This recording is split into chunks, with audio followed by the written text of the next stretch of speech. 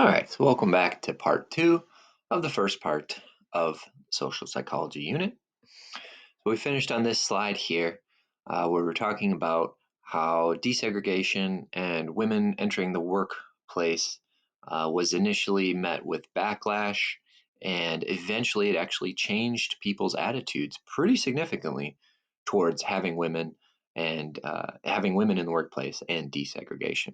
Eventually, people thought it was a bad idea. A lot of people did.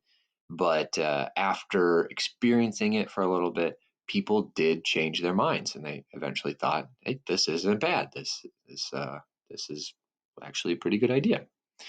So here we have this wonderful situation where actions influenced attitudes, where working in the workplace with women or desegregating neighborhoods and schools and places of business influenced how people felt about Black people, influenced how people felt about women in very positive ways. So, why does this work? Why did this happen? Because this sounds like something we want to do more of. So, this worked because of something called cognitive dissonance. Cognitive dissonance is another way to think of this is mental tension, mental stress.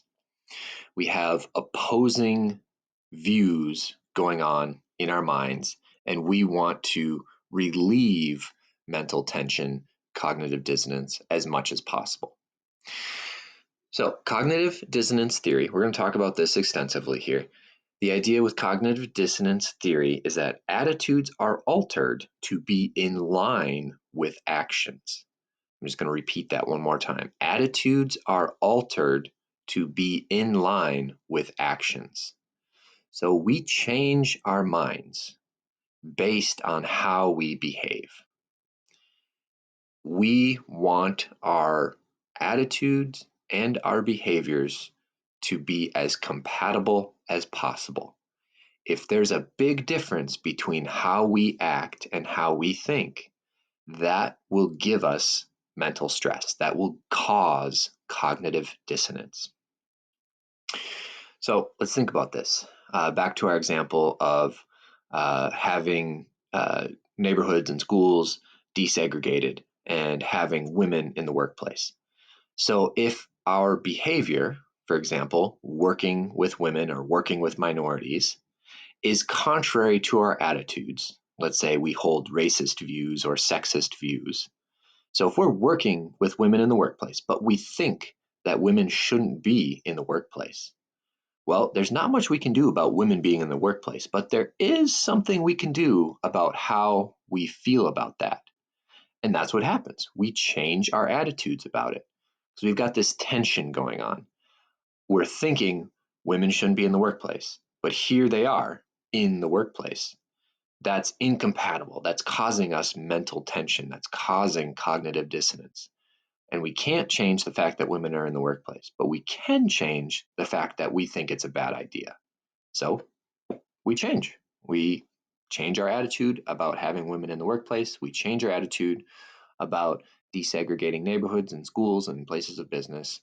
And it actually has a pretty positive impact on how we think about desegregation and women entering the workforce. So, cognitive dissonance. This is an idea that goes all the way back to the 1950s.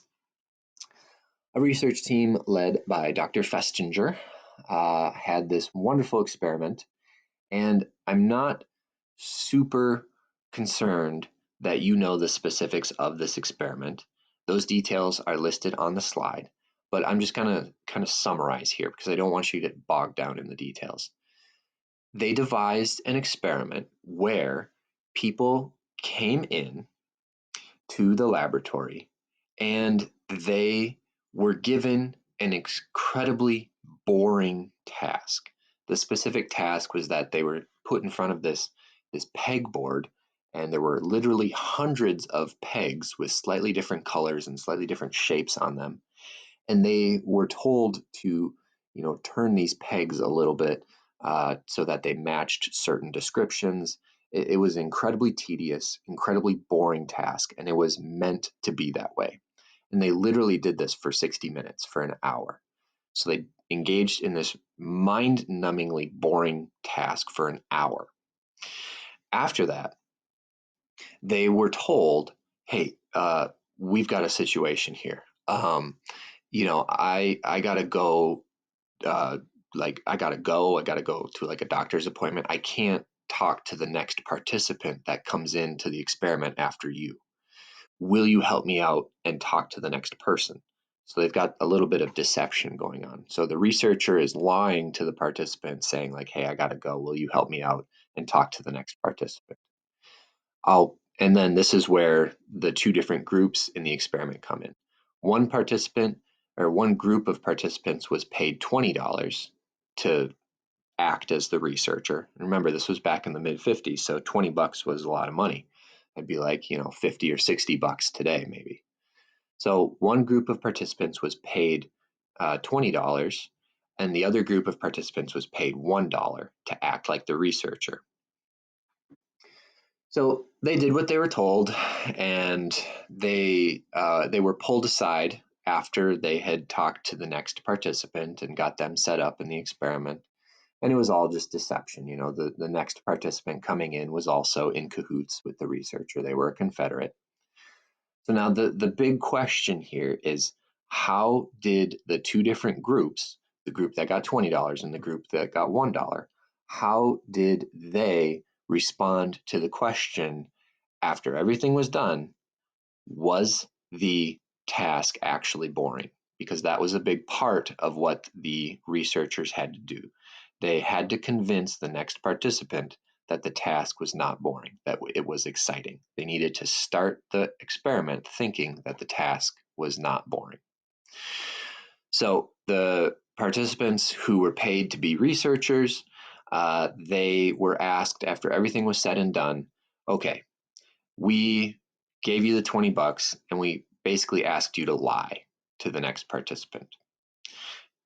Did you actually lie? Was this task actually boring? And turns out we have a difference here. The people who were paid $20 said no, or they said yes. I totally lied. That task was boring as hell. I wouldn't do it again if my life depended on it. That was the slowest hour I've ever experienced in my life. The group that was given $1 said, you know what, that task was actually pretty interesting. I didn't even have to lie. I told that next participant that it was an exciting task because I'm being honest, it was an exciting task. So what's happening here is that you're asking a group of people to basically lie for $20. And again, back in the 1950s, that was a lot of money. People are much more likely to lie for $20. If you only offer someone $1 to lie, then no one wants to think of themselves as someone who will lie for $1. So they do some mental gymnastics and they think to themselves, I'm not going to lie for $1. So they convince themselves that they're not lying. They convince themselves that the incredibly boring task they just did for an hour was not boring. So this is the very first documented example we have of experiencing cognitive dissonance in a laboratory setting. Like I said, I don't want you to get too concerned with the details. I know it's a pretty complicated, intricate experiment here, but at the end of the day, just know that we showed with data that cognitive dissonance is a very real phenomenon. All right, so moving on. Psychology, as we talked about in the very first lecture of this class, is the study of human behavior. And psychologists tend to use the biopsychosocial model to explain behavior. We look at biological factors, psychological factors, and social factors that influence behavior. And that is what social psychology is focused on, how social influences affect behavior. So we're going to talk about these last three things here: conformity, obedience, and group behavior. So let's start with conformity here. Conformity is defined as adjusting behavior or thinking towards a group standard. We change our behavior or we change our thoughts towards some sort of group baseline, group average. Now, the most famous psychology studies on conformity are the Solomon-Asch line studies, again from the mid-50s. Go ahead and watch this video. It's a great video talking about a very famous psychology experiment. In this video, they show pretty easily how quickly and effortlessly you can get people to say some ridiculous things if the rest of the group is going along with it. I'll let you guys watch the video now. All right, so if you watch the video, I want you to know that 37% of the people in those studies said, yes, this line is the longest line, when it is clearly not the longest line. So over a third of the people went along with the group. Over a third of the people didn't want to stand out in that way. But one important thing to point out here, if there was one other person in that group who said the correct answer, one other person who dissented from the group standard, the group norm, then that 37% of conformity dropped down to 5%. So if you have one other person to kind of buddy up with, then you are much more likely to buck the group standard. You are much more likely to say the truth, avoid the group norm. All right, so that's conformity.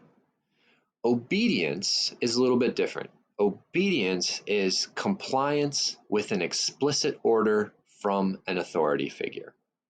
So conformity is voluntary. Obedience is a little less voluntary. And again, we have a very, very famous study from the history of psychology on obedience. This is a study done by Stanley Milgram in the 60s. And Milgram was interested in how often people will comply with an explicit order from an authority figure when under social pressure to do so. Milgram was heavily influenced by the Holocaust, and he was very, very interested in why an entire country could basically go along with the ideas of one insane fascist lunatic. So that was sort of the inspiration for Milgram's research program. And he devised this experiment that, again, is now one of the most famous experiments in all of psychology. And I don't want to ruin it if you don't know anything about this experiment, go ahead and watch that video. But he basically sets up a situation where people's obedience will be tested. And they're tricked into thinking that they're doing some very painful harm to a complete stranger. All right, so I'll leave it at that. Go ahead and watch the video. All right, so if you watch the video, these are a summary of the results of Milgram's studies. So here on the x-axis, we have the shock level in volts. So this is the completely made up voltmeter here from slight all the way down to triple X, danger, danger, danger over here. On the y-axis, we have the percentage of participants who obeyed the experimenter, starting at 0% at the bottom, 100% all the way up at the top.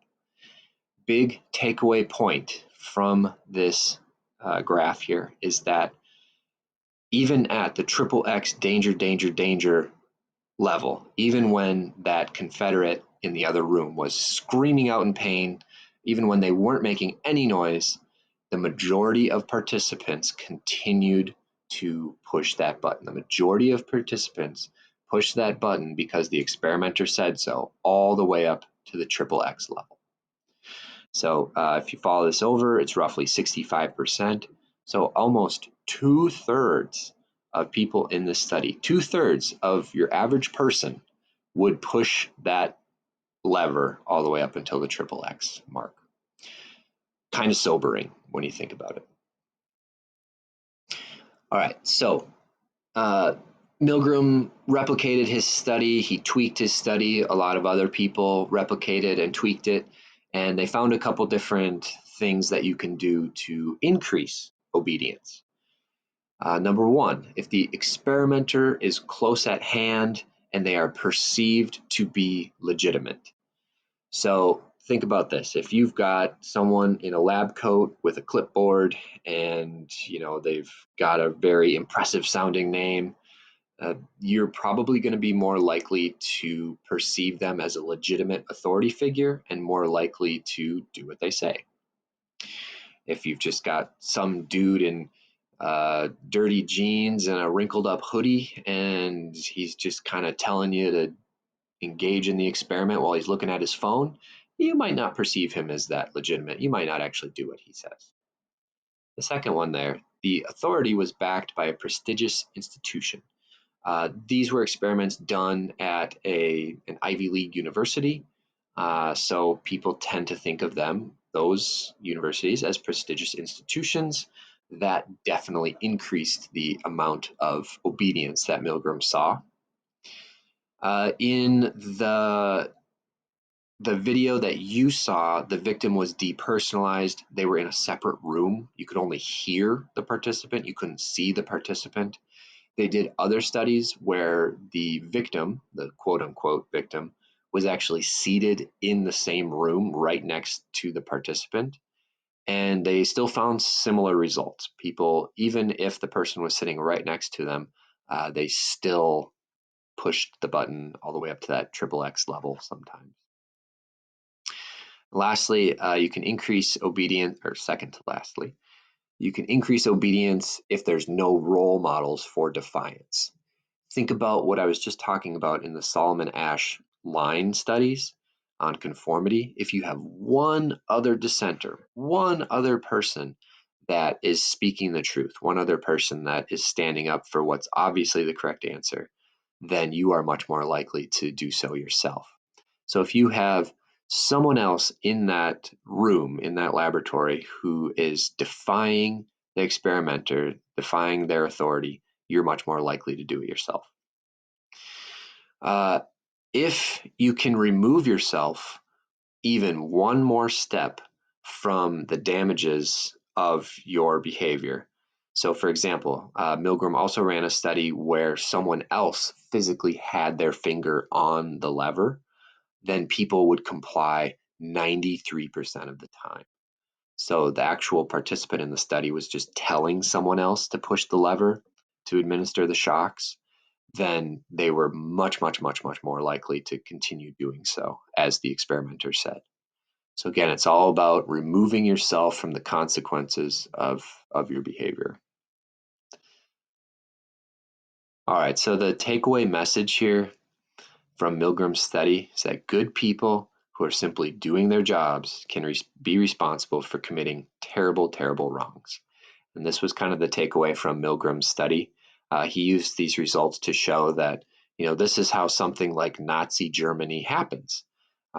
Good people who just want to live their lives, work a job and retire and raise a family, they're willing to do some pretty horrible things just because they were told to do so. All right, and this is where we're going to finish today. We're going to talk about group behavior, kind of a nebulous general term. So how does behavior change when others are present? Remember, that is the heart of social psychology. How is our behavior influenced by social factors? And I want to bring up the idea of social facilitation. This is a very old idea, all the way back to the 19th century in psychology. And let's talk about it. This is originally something described by Dr. Triplett, and he noticed that little kids, they wind up a fishing reel much, much faster when they have friends present. So when they've got their friends close by, they'll do this sort of simple, mundane task much, much faster than if they do it solo, all on their own. And he had some explanations that were just a little bit off, but he did coin this term social facilitation, and it's been studied extensively since then. So social facilitation, what is it? The basis of social facilitation is that the presence of others has an arousing effect, specifically when we are engaging in a task. So the presence of others has an arousing effect. What does that mean? That means that arousal, so physical arousal, leads to the most likely response, the most common response. All right, so what does that mean? So, for example, there's a study done in the early 1980s, and they went to a bar and they did some experiments. So, they classified people into good pool players and bad pool players. And then they had a group of people watch the good pool players, or they let the good pool players play on their own, all by themselves, with no one watching. And then same thing for the bad pool players. Some bad pool players had a lot of people watching them. Some of them just got to play on their own. And the researchers observed how accurate their shots were, how accurate they were at making the pool shot that they were attempting to do. When good pool players had a lot of people watching them, social facilitation helped. They improved their accuracy when they had an audience. They went from making about 71% of the shots that they tried up to 80%. So they improved almost 10% because people were watching them. Bad pool players, the exact opposite thing happened. When bad pool players had an audience, their accuracy dropped, went from about 35% accuracy down to about 21% accuracy. So that's what I mean by the most likely response. Good pool players are more likely to make the shots that they're attempting. So if they have an audience, then it will make it even more likely that they'll make a good shot. Bad pool players, they tend to make bad pool shots. So when they have an audience, it makes it even more likely that they'll make bad shots. So that is social facilitation. If we have other people watching us, that physically arouses us. I'm talking heart rate, respiratory rate, secretion of a little bit of adrenaline in the bloodstream. I'm not talking sexual arousal here. That makes the most likely response to happen. So if you're a good pool player, the most likely response is a good pool shot. If you're a bad pool player, the most likely response is a bad pool shot. And next slide, maybe it wants to go. There we go. Okay. So next I want to talk about social loafing. So social facilitation occurs for individual tasks. Social loafing is group tasks. This is again another famous study from psychology. This was done in the mid 1970s. And they blindfolded participants and they told them that they were in a tug of war match. But in reality, they were just in this room with a rope, and the rope was hooked up to a little gizmo that measured how much pressure that person was pulling on that rope. So the participants believe that they're in a tug of war, and in reality, they're not. They're the only ones pulling on that rope. They're all by themselves, and the scientists have a way to measure how much pressure they're pulling. So some of the blindfolded participants were told, you're the only one, it's you versus one other person. It's a one-on-one tug of war match. Some of the blindfolded participants were told, there are 3 other people on your team pulling with you. So it's you 4 versus 4 other people. So it's a 4 versus 4. So in one condition, it's a solo match. In the other condition, it's a team match. And again, remember the researchers were measuring how hard the participants were pulling on that rope. When they thought they were on a team, their effort dropped by 18%. So when they thought that other people were pulling right behind them, they put in less effort. That is social loafing.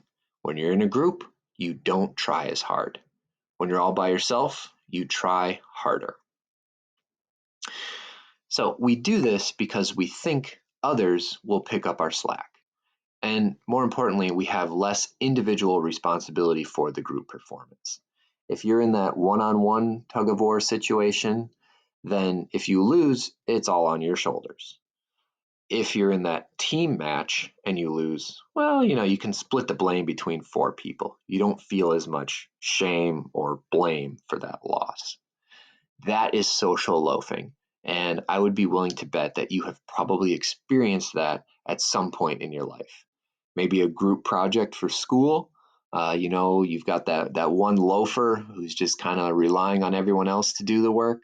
Or maybe you've been that loafer, just relying on everyone else to do the work. But it's definitely something that we can see in our everyday life. Okay, and the last phenomenon I want to talk about today is group polarization. This is something that I find incredibly important for today. We live in a very polarized country for many reasons. It's definitely something that's getting a little bit more research attention recently.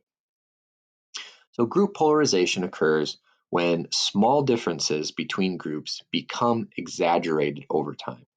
So differences start out small between groups and they get bigger and bigger and bigger as time passes.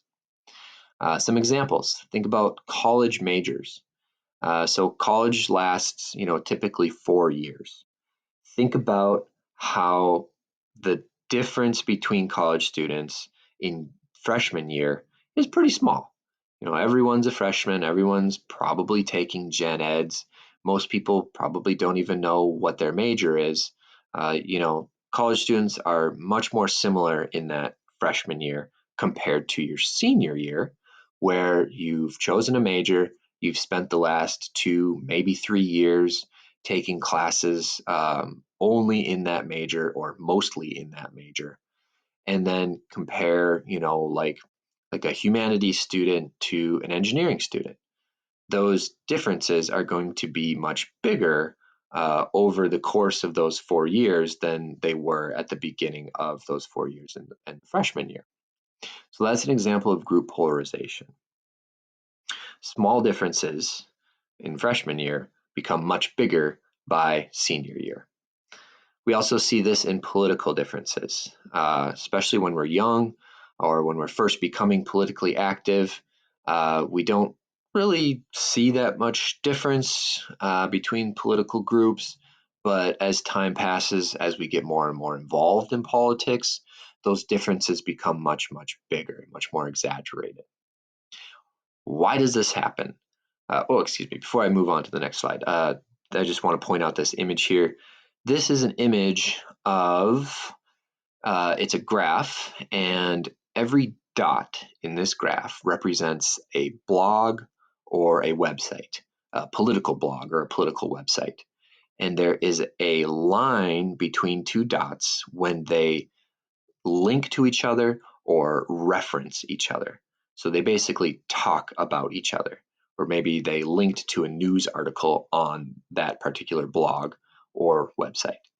So the red dots represent blogs or websites that lean conservative, and the blue dots represent blogs or websites that lean liberal. And what this image shows is basically liberal blogs and websites tend to only communicate with other liberal blogs and websites, and conservative blogs and websites tend to communicate only with conservative blogs and websites. So this is a great example of group polarization. So getting back to this idea here, why do these differences get exaggerated over time? Well, we tend to hang out with like-minded individuals. And if we are becoming more and more involved in politics, we tend to seek out people who are like-minded. We tend to surround ourselves with people who think the same way that we do. So we're only exposing ourselves to more and more of the same type of idea, whether those are liberal ideas or conservative ideas. Or going back to the college majors, we tend to, if we choose our major in, let's say, our sophomore year, then we're going to spend the next 2-3 years surrounding ourselves with more and more people who chose the same major. I'm definitely kind of running out of time here, so I'm going to breeze through these next here. The snowball effect, this has to do with confirmation bias. We talked about this early on in the course. This is where we only seek out information that confirms what we already believe. We're scared of information that challenges what we believe. So if we only seek